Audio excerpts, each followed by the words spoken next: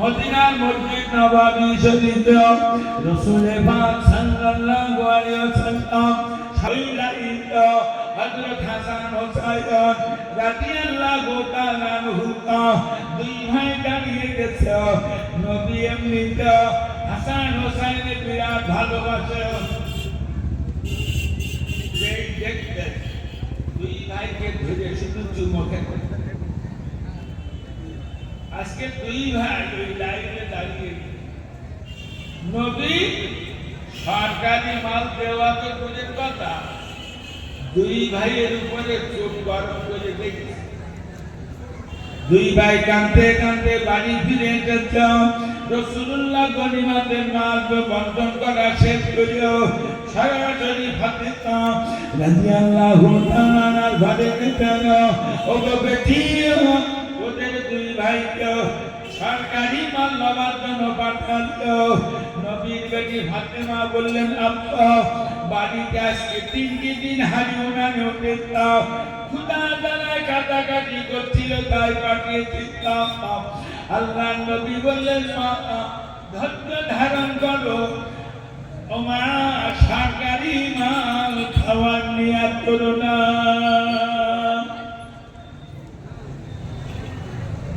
মেয়ে ছেলে মাসে তো 1000 টাকা নেন তো কি করতেছ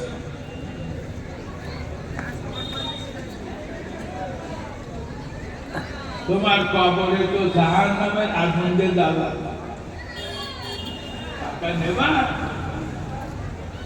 মুসলমান মনে রাখতে ও ঠান্ডা মাথায় শুনতো না না না আপনাদের দোয়ায় আমি অনেকগুলো মসজিদ মাদ্রাসা তৈরি বিশেষ করে ভবানীপুরের মতন জায়গায় আমি একটা মাদ্রাসা তৈরি করেছি যে মাদ্রাসায় 550 বাচ্চা 1 কুইন্টাল চাল 1 কুইন্টাল গোশ 1 বস্তা আলু রান্না করে দেবেন একে সাজে খেয়ে যাবে ভবানীপুর মাদ্রাসায় এবছর 30টা ছেলে বুখারী পাস করে পার হয়েছে আগামী রমজান বাদে এবার আমরা মুক্তি বিভাগ করতেছি আমার 26 জন স্টাফ আবার 3টে হুজুর নিচ্ছি একটা হুজুরি 15,000 টাকা করে মাইনে দিতে হবে মাসে 3টে মুক্তি বছরে প্রায় 1 কোটি টাকা তো লোকের কাছে হাত পেতে টাকা চায় কেউ ভালো মুখী দেয় কেউ কালো মুখী দেয় কেউ ফিরিয়ে দেয় কেউ দুঃখতা শুনিয়ে দেয় আবার 2-1 ফোন করে দেখে টাকা চায় আমি এরা চিনি না 50টা বছর ধরে এ জাতি জড়িয়ে খাচ্ছে আমি এটা বুঝাচ্ছি সবগুলি টাকা মসজিদ মাদ্রাসায় খরচ হচ্ছে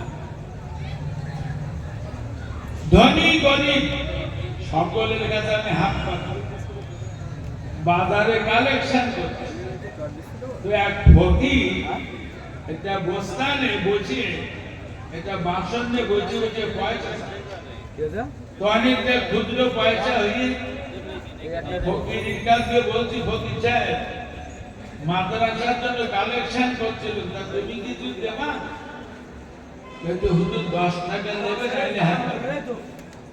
আর আমার ছাত্ররা বলতে হুজুর ফকিরের কাছে টাকা নিচ্ছে আর তুই দেখ বাবা এই ফকিরি 10 টাকা কিছুই হবে না তবে ওরে না মাদ্রাসায় তো শরীর ধনী গরিব সকলের কাছে হাত এক বড় লোকের বাড়ি গ্রামের নামদার বলছি জন্মবাজার গেলি বলে হুজুর মাদ্রাসার জন্য গেছে আপনি তো 2-10 টাকা নেবেন একটু বেশি মতন নেবেন আজকে বহুত হারামি গায়ে না বল। সেই গ্রামের ভেতর দিয়ে একদিন যাচ্ছে, তা দেখি 3 রাস্তার মনে অনেক একটা যুবকের দেখি অতি খোকায় কি এত লোক এখানে, তাদের মোল্লার মেডিসিনে ধরা পড়ে গেছে। চুরি দেখে না, অমুক লোকের বউনে চলে গেল। এখন এই কয়েক মাস পরে বাড়ি মার খেয়ে হুজুর করে বাপু, ওই দেখেন ওই যার বৌরি গেল ওরে 80,000 টাকা জরিমানা করে, 80,000 টাকা না দিলে ওই বউ দেবে না। ভাই টাকার খরচ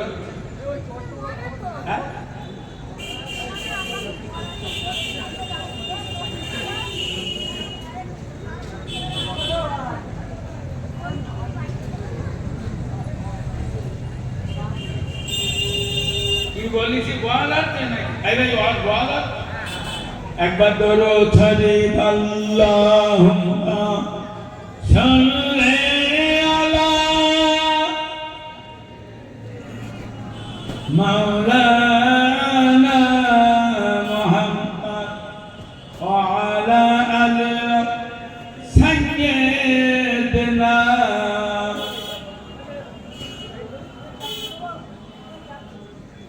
ये छाछ है गुलाबी काबा जुजदान की खुशबू आती है, जब इंसान पढ़ती है सुबह शाम तस्बीह तो दान की खुशबू आती है।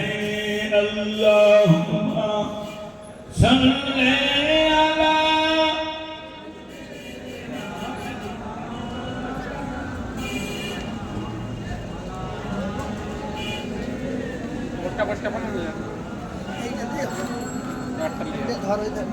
ঠিক 1 বছর পরে সেই গ্রামের ভেতর দিয়ে যাচ্ছে, দেখি প্রাইমারি স্কুলের সামনে 3-4 লোক। একটা ছেলে দেখে জিজ্ঞেস করছে গোটা কে নিয়ে রে, দেখতেছে ওই মোল্লা সেজেছিল আজকে কি করি, যদি অমুক লোকের যুবতী মেয়েনে চলে গেল বোম্বাই, কি এই 6 মাস পরে পাওয়া গেছে। মা খেয়েছে হুজুর করে বাপু, ওই দেখেন 1.5 লাখ টাকা জরিমানা হয়েছে। দেখেছেন টাকার কাজ খরচ হয়, কার টাকা কোন পথে খরচ হয়ে জবাব দেওয়া লাগে। নাম ঠিকানা সব জানি বলো, মাই কি বললি মার কাছে আমি বলি সব জানি। ও মুসলমান ভাইয়েরা, খুব মাথা ঠান্ডা করে শুনুন, আমার সোনার মতো কিয়ামতের দিন আল্লাহ জিজ্ঞাসা করতেন 5টা প্রশ্নের জবাব দাও। 1 নম্বর প্রশ্ন হায়াতে জিন্দেগির ইতিহাসটা বলবো। 2 নম্বর প্রশ্ন গুলিস্তান যৌবনটা কি হালাতে কাটিয়েছিলে বলবো। 3 নম্বর প্রশ্ন গুলিস্তান কিভাবে জীবনে রোজগার করেছিলে বলবো। 4 নম্বর প্রশ্ন টাকা কোন পথে কত খরচ করেছিলে বলবো। ও ছেলে মেয়েরা, আল্লাহ 5 নম্বর প্রশ্ন করেছিলাম, আমি তোর জ্ঞান দিয়েছিলাম, জ্ঞান অনুপাতে আমল করেছো কত বলো। সৃষ্টিকুলের শ্রেষ্ঠ জীব তার নাম মানুষ। এত জ্ঞান বিবেক বিবেচনা আল্লাহ কাউকে আর সমস্ত জীব জানোয়ার সব বলো মানুষই প্রকাশ। বড় একটা জীব হাতি, এই মানুষ হাতিরই যা বলতে চাইছে। বড় বড় বিষাক্ত সাপগুলো এই মানুষ হাতে করে খেলা দেখায়। কথা বুঝতে পেরেছে? তাহলে জ্ঞানের হিসাব দিতে হবে। জ্ঞান দিয়েছে আল্লাহ হুজুর না, জ্ঞানের হিসাব দিতে। প্রত্যেকটা নারী পুরুষের জ্ঞানের হিসেব দেওয়া লাগবে। 1 নম্বর প্রশ্ন, হায়াতে জিন্দেগির ইতিহাসটা বলতো। 2 নম্বর প্রশ্ন, কিভাবে যৌবনটা কাটাইয়েছিলে বলতো। 3 নম্বর প্রশ্ন, কিভাবে রোজগার করেছিলে বলতো। 4 নম্বর প্রশ্ন, টাকা কোন পথে কত খরচ করেছিলে বলতো। 5 নম্বর প্রশ্ন, আল্লাহ বলতাম আমি তোর জ্ঞান দিয়েছিলাম, জ্ঞান অনুপাতে কত আমল করেছো বলো। জ্ঞান দেশে আমল করে। এরপরে আল্লাহ আমাকে নিয়ে যখন বিচারে বসবে, তখন রানীহাটি জেলার লোকের দরকার হবে। আমার যখন বিচার হবে তখন আপনাদের প্রয়োজন হবে না। আমার গ্রামের মানুষই আমার আল্লাহর প্রয়োজন হবে না। আমার আল্লাহ 4টে সাক্ষীকে বিচার করবে। আমার যখন বিচার হবে রানীহাটির লোক জানতে পারবে। মহান আল্লাহ কোরআনে বলেছেন, যুবক যুবতী শুনে নাও।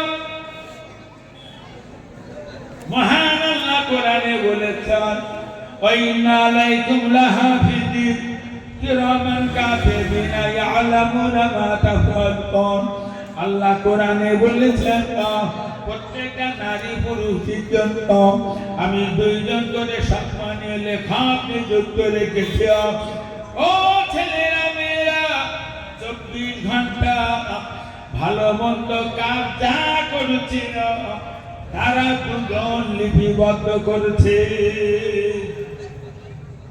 আল্লাহ বলেছেন, ফামাইয়ামাল মিসকালা যাররাতিন খায়রান ইয়ারা ওয়া মাইয়ামাল মিসকালা যাররাতিন শাররান ইয়ারা। সরিষার দানা পরিমাণ নেকির বদলা দেব, সরিষার দানা পরিমাণ পাপের বদলা দেব। আর সারাদিন 10 বার সুবহানাল্লাহ বলেছি, সেটা লিখেছে বলো। নামাজ পড়েছি, কোরআন শরীফ পড়েছি, তাসবিহ পড়েছি, লিখেছে বলো। দুপুরবেলা 8 ঘন্টা ক্যারাম বোর্ড খেলা করলাম, যদিও ক্যারাম বোর্ড খেলা হারাম, সেটা লিখেছে বলো। বিকেল বেলা একজনের বই হাত ধরে একটু ইয়ার কিনে দিল, ওটা লিখেছে বলো। দুপুরবেলা একজনের কাছ থেকে 5,000 সুদের টাকা কিনে নিয়ে ওটা লিখি দিব। কি বলতেছে? হ্যাঁ, সব লিখছে। কিয়ামতের দিন আপনি দেখবেন আপনার পাশে দাঁড়িয়ে গেছে কেরামান কাতিবের হাতে গড়া আমলনামায় 1 নম্বর সাক্ষী। প্রত্যেকটা নারী পুরুষের কবর দেওয়ার সময় আমরা কাফন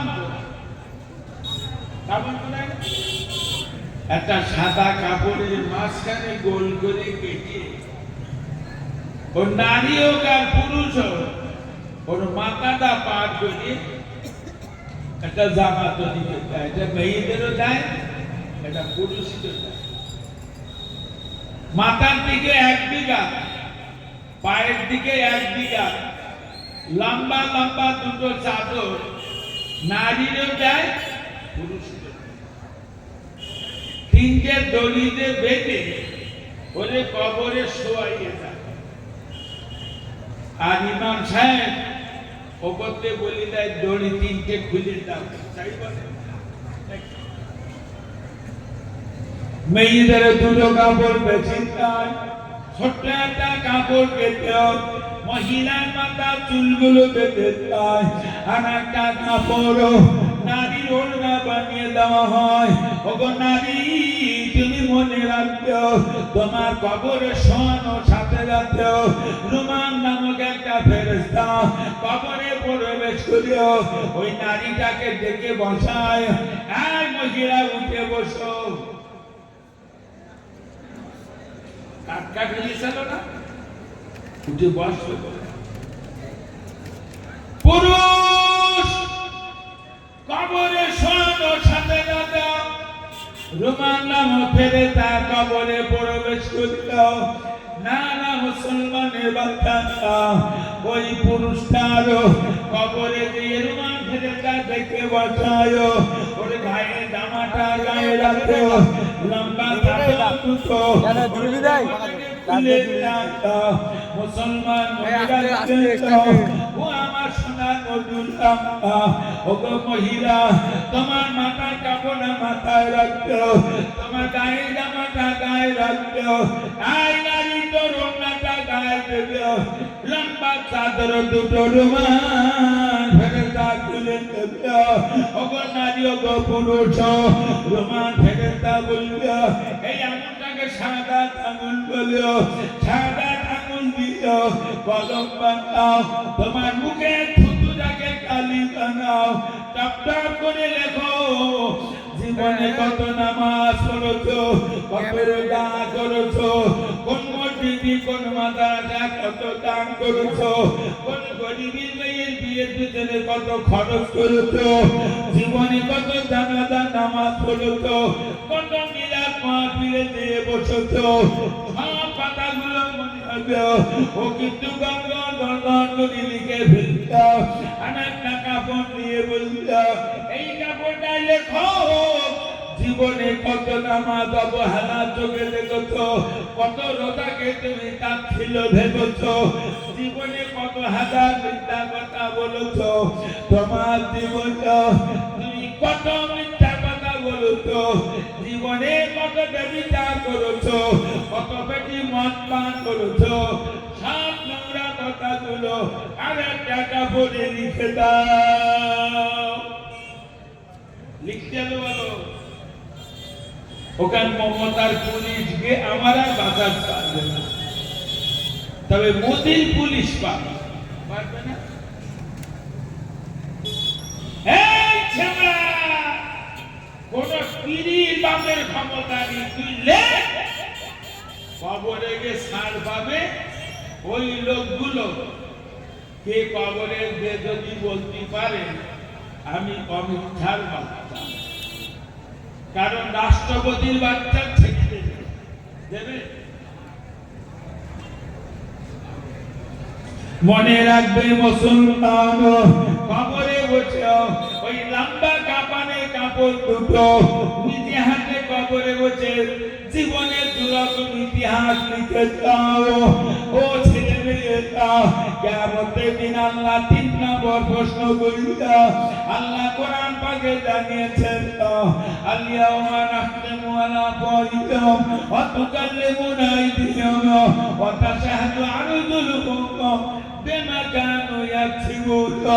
আমার আল্লাহ কোরআনে জানিয়েছেন, প্রত্যেকটা নারী পুরুষেরা কিয়ামতের দিন বিচারের সময় আমি জোরে জোরে কথা বলছি, আল্লাহ বললেন, বান্দা বান্দি, কিয়ামতের দিন বিচারের সময় আমি তোর জবানকে সিল করে দেব, তোর হাতের আর পার জবান খুলে দেব, সব বলে দেবে, নিজের হাত আর পা। এখন তো হাতের বিরাট যত্ন ভাই, বাথরুমে যাচ্ছে হাতে সাবান দিয়ে, ওরে বাবা, এইখান থেকে 60 বছর আগে এদেশে পাকা পায়খানা ঘর পাওয়া যেত না। ওই 2-1 জনের বাড়ি মাটির পায়খানা ঘর পাওয়া যেত, আর সব রাস্তার ধারে পায়খানা ঘর, মেয়ে ছেলে বেটা ছেলে সব ওই রাস্তার ধারে পায়খানা করতে আমরা দেখিনি। বাগ বাগানে, হলদি বাগানে, কলা বাগানে সব পায়খানা আমরা দেখি।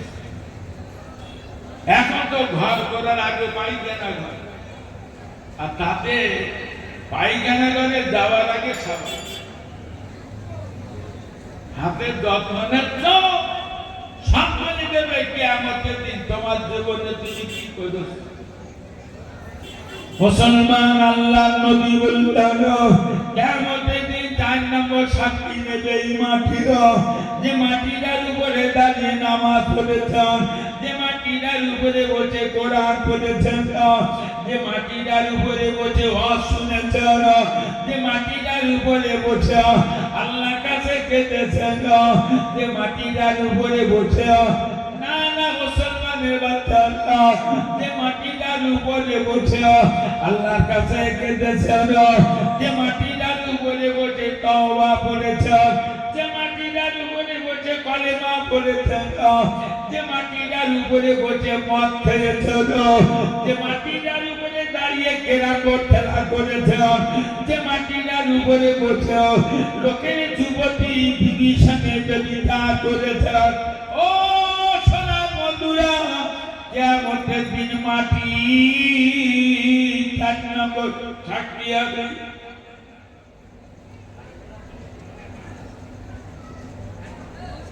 অনেক আগে যখন অস করত তখন দেশে প্রচুর পরিমাণ টেপ রেকর্ড থাকে, এরকম ছোট বড় নানান রকমের টেপ রেকর্ড মেজাতে মিলাতে তার গাছ দেখি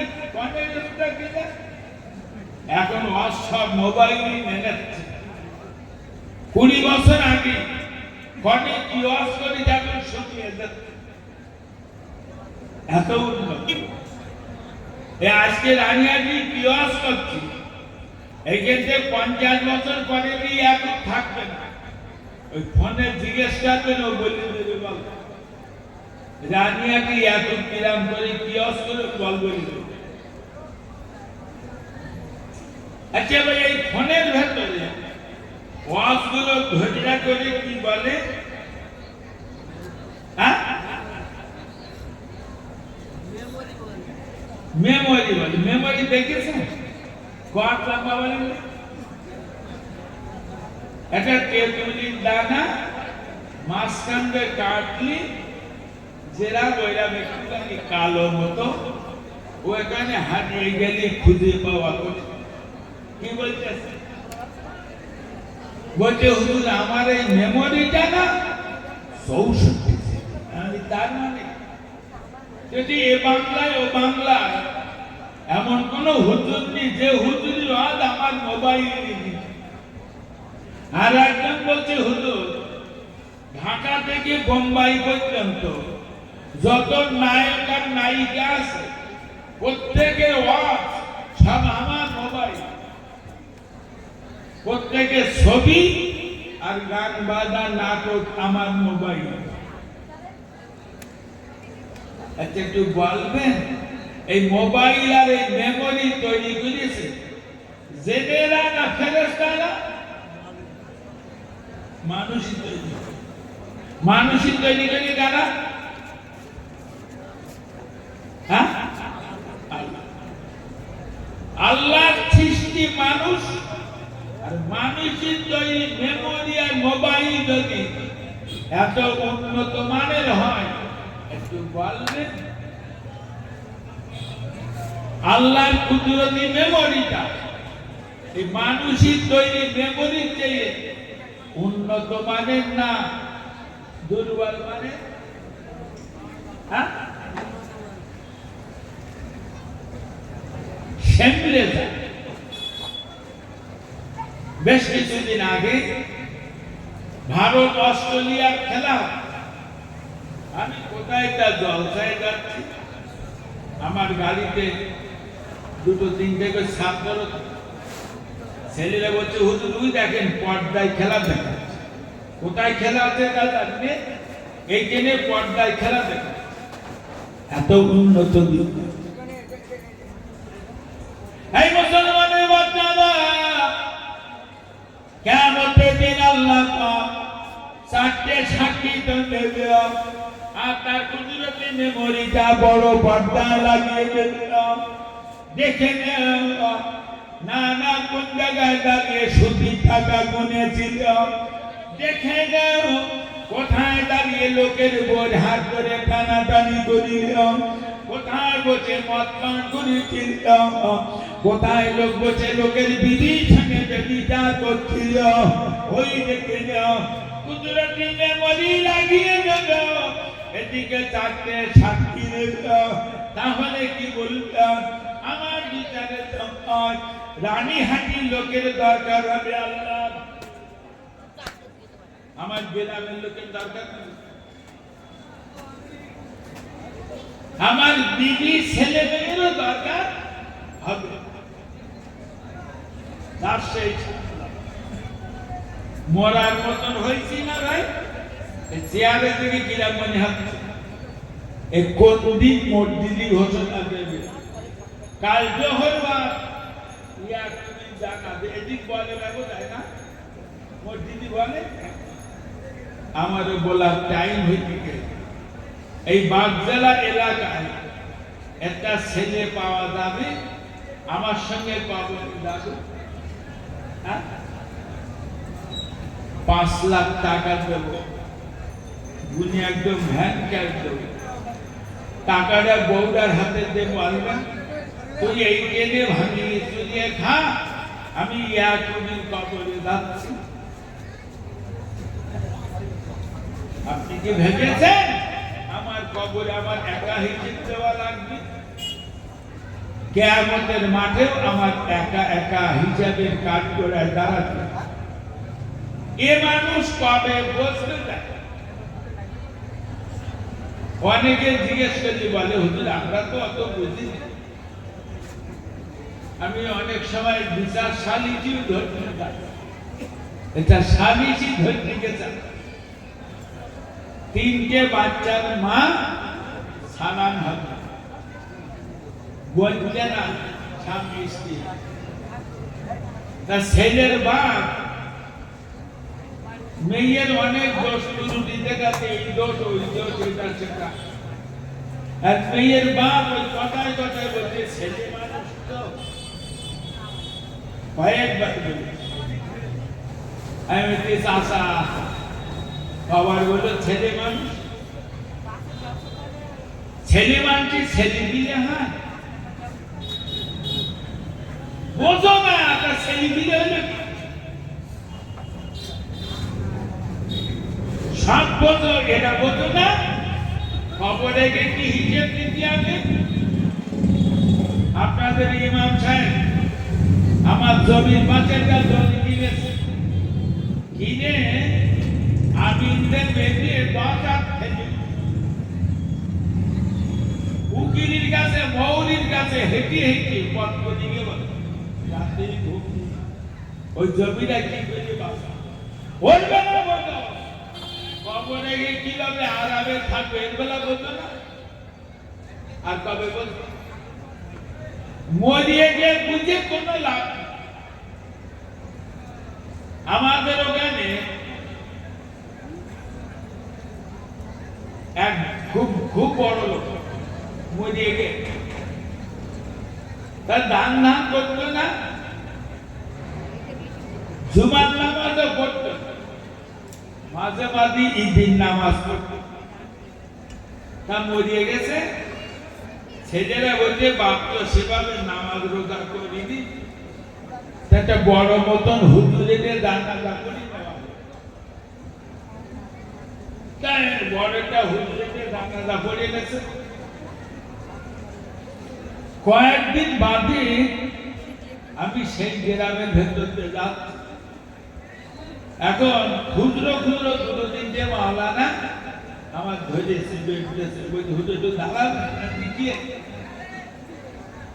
দেশে অমুক লোক মদিকে শুনেছেন, তাই না? শুধু অমুক হুজুরেই গেল জানাজা করে কায়দা করে দোয়া করতে চলে, আর 50টা 500 টাকার নোট খাস খাস করে দেবে হবে। হুজুর আপনারা কি বলতেছেন হবে? জানাজা মানে কি বলবেন? আপনারা জানেন জানাজা মানে কি? জানাজা মানে আচ্ছা, মানুষ কবর দেওয়ার পরে আবার তো দোয়া করে না, এটি করে না। 1 সপ্তাহের মাথায় মাদ্রাসা ছেলে হাফেজ সাহেবকে কোরআন খতম করে আবার বারবার তকবীর হয়। 2-3টে মসজিদের মুসল্লিদের দাওয়াত করেছে, 1,500 লোকের কালেমা খানে হয়, 1.5 লাখ টাকা খরচ করে কালেমা খানে করে আবার ওর মনে পোষায়। দুটো তিনটে হুজুর নে ও আবার জলসা দিচ্ছে, বিশাল বিরানি করেছে। আবার এই যে বারবার তদবির করা হচ্ছে যাতে কবরবাসী ভালো থাকে, ভালো জিনিস করবে। কিন্তু আপনাদের জানা আছে তদবির আল্লাহর কালাম না? এসব লোক বুঝিয়েছে না কি বলছে? ইয়া তুমি বুঝতে পারবা, এরা না বোকা লোক আছে। তদবিরের কিতাব আছে, তদবিরের কিতাবে লেখা আছে যে গাছে ফল হয় না এটা তদবির লিখে বেঁধে দিলি গাছে ফল হয়। যে মেয়ের শুধু মেয়ে সন্তান হয়, স্বামী ব্যক্তি পায়, ওর তদবির তদবিরি বেটা সন্তান হয়। ছেলের তদবির আছে, পেট বেটার তদবির আছে, মাথা বেটার তদবির আছে, গরুর বাছুর হয়ে বান মেরে দুধ নষ্ট করতেছে, ওর তদবির আছে। তদবির আল্লাহর কালাম, ও গাছে বাঁধলে উপকার হয়। তদবির লিখে গরুর গলায় ঝুলুনি কাজ হবে, তদবির লিখে মানটির গলায় ঝুলুনি কাজ হবে, তদবির লিখে মেয়ে ছেলের হাতে দিলি পুত্র সন্তান হবে। তবে আপনারা যারা আমার ভাববেন আমি বলো তদবির করা লোক। এখন আমি দেখো না বড় করে একটা তদবির লিখে বড় কামারের কাছে যা মাদুলি তৈরি করে যদি সোলের গলায় ঝুলু দিয়ে কাজ হবে, এটা তো বুঝিয়েছে না। হ্যাঁ কাজ হবে। বড় করে তদবির লিখে সোলের গলায় ঝুললে কাজ হয়।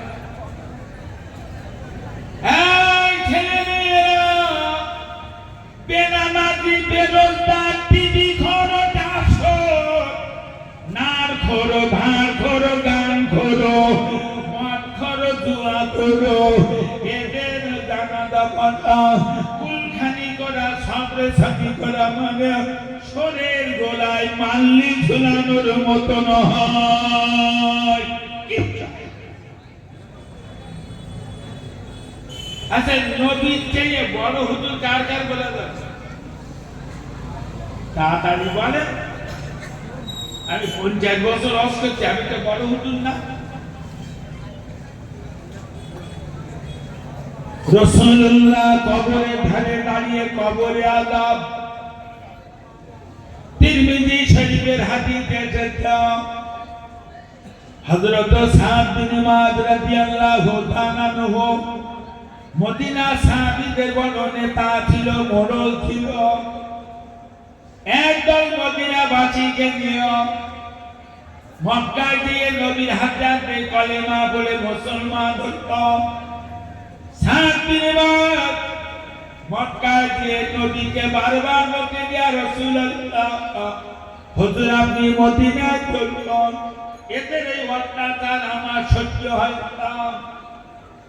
নবী বলতেন যাও বাবা ধৈর্য ধরো, আল্লাহর হুকুম হলেই চলে যাও। আল্লাহর হুকুম হয়ে গেল, নবী মদিনায় চলে গেলেন। নবীর সঙ্গে আবু বকর গেছে, তা আবু বকরের জন্য আলাদা ঘর, নবীর জন্য আলাদা ঘর।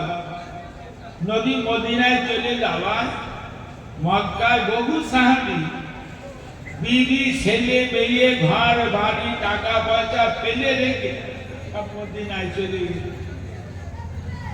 নবী আমার সাদ বিন মুআয বলিয়া রাসূলুল্লাহ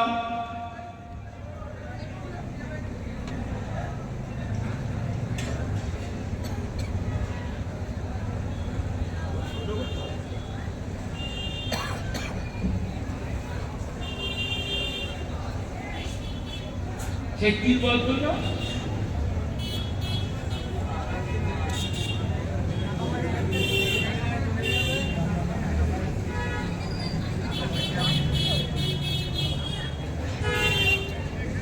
পঞ্চাশ বছর ধরে বাস করতে বলো, কি বলিছি কি বলবো সব মাথায় নেগোচে রয়েছে।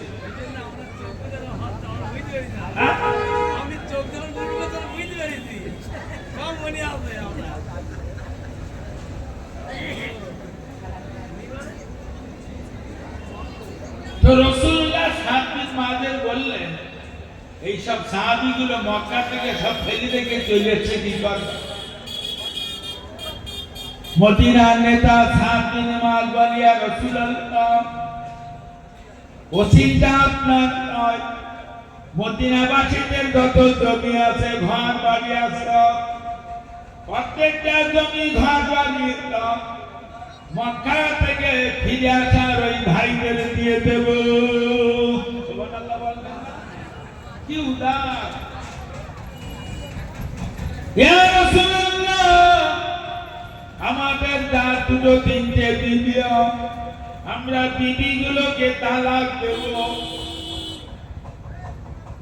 হুজুর দেশা ভাইরা বিবি ফেলে চলে এসেছে, ওই বিবিদেরকে ওদের সঙ্গে আমরা বিয়ে দেব। এত উদার পন্থী মদিনার মানুষ। নবী মদিনায় একটানা 8 মাস কাটিয়েছে। আজ 1 সপ্তাহ নবীর মনটা খুব খারাপ, মুখে কোন হাসি। সকালবেলা ফজরের নামাজের পরে আবু বকর ওমর ওসমানের সঙ্গে নবী ফিসফিস করে গল্প করছে। হযরত সাদ বিন মাস রাদিয়াল্লাহু তাআলা আনহু ও আমার ভাইজানেরা নবীর দিকে লক্ষ্য করে বলি, ইয়া রাসূলুল্লাহ আজ 8 মাস আপনি মদিনায় এসেছেন, আপনার ভিতরে একটা মিষ্টি হাসি ছিল, সে হাসিটা একটা দেখিত মনটা খারাপ, চেহারা মলিন। আবু বকর ওমর ওসমানের সঙ্গে আমাদের বিরুদ্ধে কি বলছেন? নবী বললেন না না, তোমাদের বিরুদ্ধে কোন আলোচনা করি না। মদিনার মানুষের ব্যবহারে আমি বড় খুশি বাবা। তোমরা জানো না আমার কাছে বহুর বহুর খবর আসছে, মক্কা থেকে হাজার হাজার কাফেররা মদিনায় আসছে, আমাদের মাথা কাটার জন্য তারা বড় ব্যস্ত। তাই আবু বকর ওমর ওসমানকে ডেকে বলছিল যে চলো মদিনার বাইরে যাই, আমরা আমাদের জন্য মদিনার নিরাহর মানুষ গেল কেন পারি। 7 দিন মাস চিৎকার করে কেটে ফেলে ইয়া রাসূলুল্লাহ মদিনাবাসীদের যত অর্থ আছে সব আপনার কদমে দিয়ে দেব। হুজুরে তার নবী দেবে তামাম মদিনার নারী পুরুষী দেহে যত রক্ত আছে রক্তগুলো সব দিয়ে দেব, এরা নবী দেবে। তামাম মদিনার নারী পুরুষী জীবগুলো দেবে, এরা কিন্তু নবী দেবে না।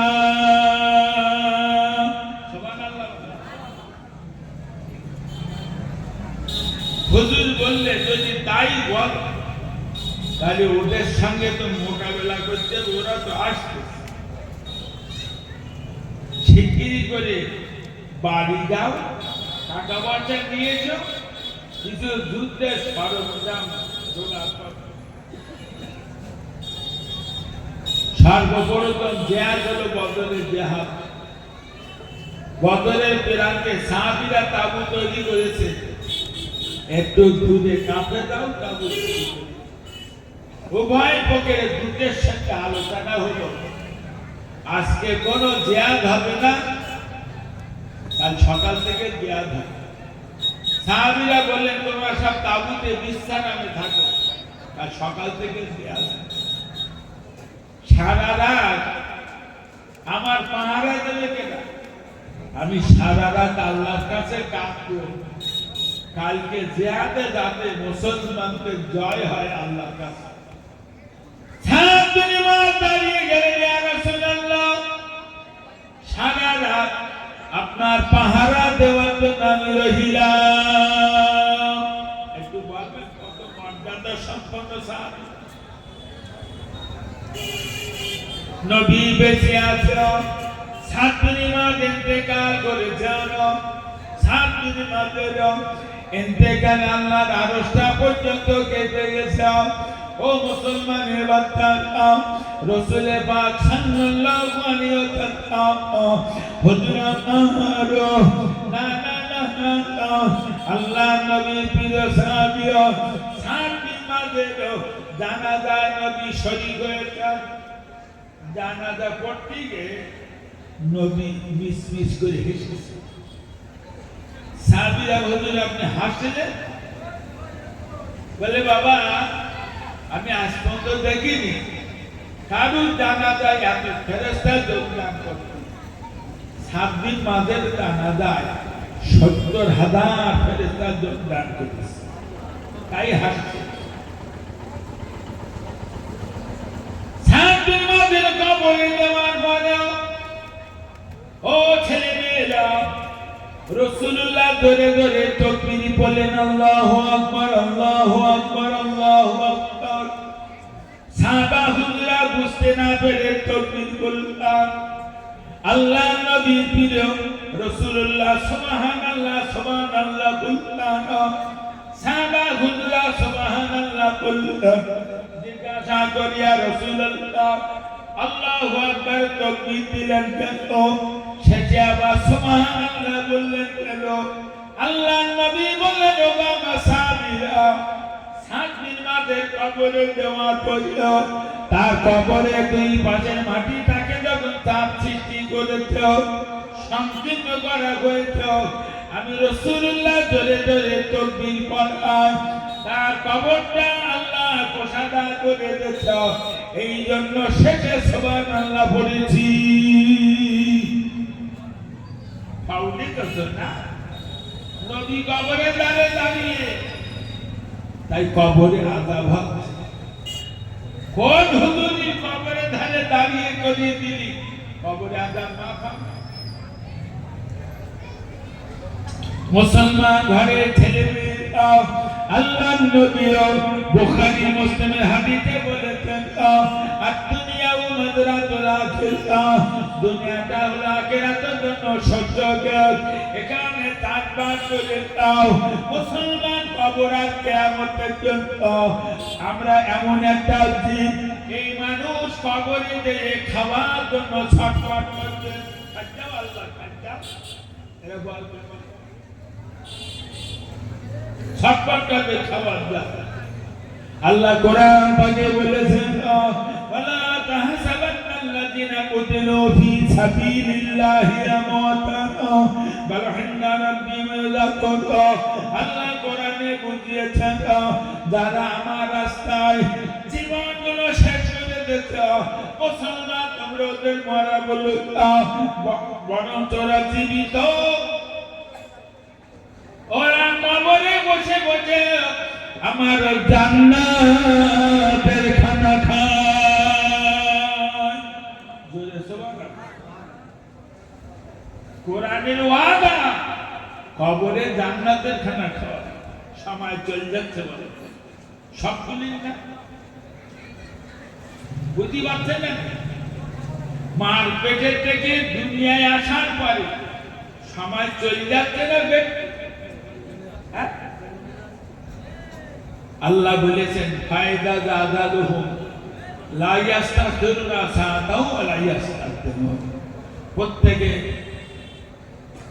মওতের নির্দিষ্টতা আমি আল্লাহ নির্দিষ্ট রেখেছি। কারোর মওত 1 মিনিট আগে হবে না, কারোর মওত 1 মিনিট পরে হবে।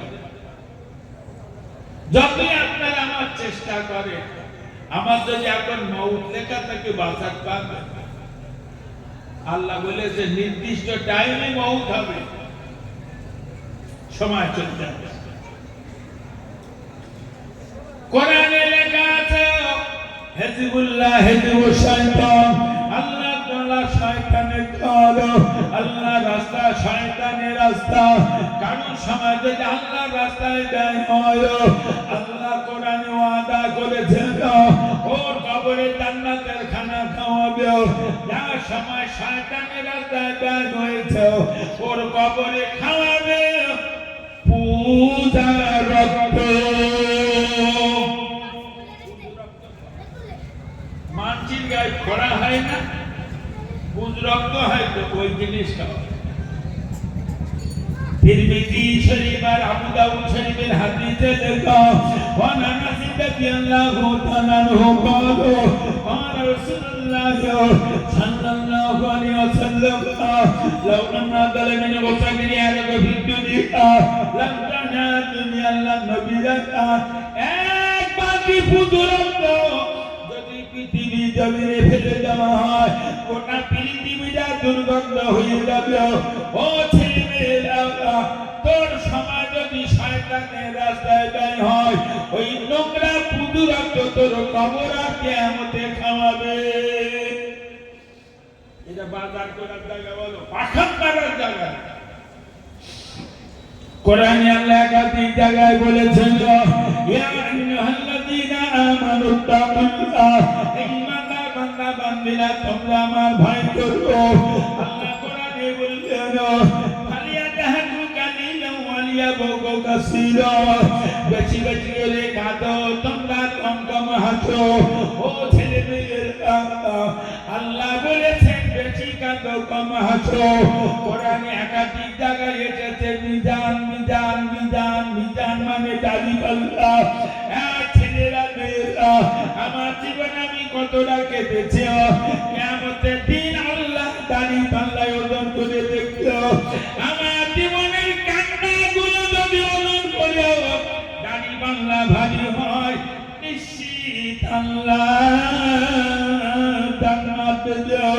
আমার জীবনে আমি কতটা হেসেছি, আমার জীবনে আমি কতটা পাখামো মেরেছি, কিয়ামতের দিন আল্লাহ দাড়ি পাল্লায় ওজন করে দেখলো। বেকার সময় নষ্ট পাল্লা যদি তোর ভারী হয়, পৃথিবীর কোন আলেমের বাপের ক্ষমতা নিয়ে তোর জান্নাতে নিয়ে যাবে। আল্লাহ কোরআন পাকে বলেছেন ওয়ামা খালাকুল জিন্না ওয়াল ইনসা ইল্লা লিয়াবুদুন, জিনের মানব দুটো জাতির আমি তৈরি করেছি আমার ইবাদত উপাসনার জন্য। জীবনে কে কত ইবাদত করেছেন, ইবাদত গুলো কিয়ামতের দিন আল্লাহ দাড়ি পাল্লায় ফেলে ওজন করে দেখলো। যদি তোর ইবাদতের পাল্লা ভারী হয় আল্লাহ নিশ্চিত জান্নাত দেবে। আল্লাহ কোরআনে বলেছেন ইন্নাল মুবাজ্জিরিনা কানু ইখওয়ানা শায়াতিন, নিশ্চয় যারা অনার্থক সময় নষ্ট করে, আল্লাহ বলে যারা বেকার সময় নষ্ট করে এরা হলো শয়তানের ভাই। আমার সময় যদিও বেকার সময় বেশি নষ্ট হয়, চার দোকানে বসে গল্প করিও, লোকের পরিকাতে ফোন করি করিও, সময় যদি আমার বেশি নষ্ট হয় কিয়ামতের দিন পৃথিবীর কোন আলেমের বাপের ক্ষমতা নেই, তোরে জান্নাতে নিয়ে যাবে।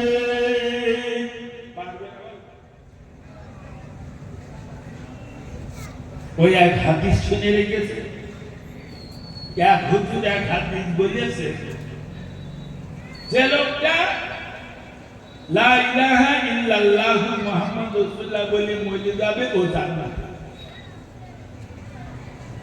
এটা হাদিস। একটা হাদিস মানবা, নবীকে একটা হাদিস বলে লক্ষ লক্ষ হাদিস। ও ছেলে মেয়েরা, তো যে নবী বলেছেন কালেমা পড়ে বললে জান্নাতি, সেই নবী হাদিসে বলেছেন একজন নামাজ বাদ গেল 2,88 লক্ষ বছর জাহান্নাম। যে নবী বলেছেন কালেমা পড়ে বললে জান্নাতি, সেই নবী হাদিসে বলেছেন একটা রোজা বাদ গেলে 2,88 লক্ষ বছর জাহান্নাম। যে নবী হাদিসে বলেছেন কালেমা পড়ে বললে জান্নাতি, একবার মদ খেলে 10,000 বছর জাহান্নাম। যে নবী বলেছেন কালেমা পড়ে বললে জান্নাতি, সেই নবী হাদিসে বলেছেন বলেছেন একটা হারাম কাজ করলে 10,000 বছর জাহান্নাম। যে নবী বলেছেন কলেমা পড়ে মরলে জান্নাতে, সেই নবী হাদিসে বলেছেন একটা বারো এক গ্লাস মদ খেলে 10,000 বছর জাহান্নাম, একটা ব্যভিচার করলে 10,000 বছর জাহান্নাম। খোদা তোর জান্নাতে দেবে বলো, তার অঙ্ক জানো? কবে দেবে তার অঙ্ক জানো? জান্নাতে দেবে, তারিখ জানো কদিন পর দেবে? কলেমা বলি বললি জান্নাতে দেবে, এটা হাদিস।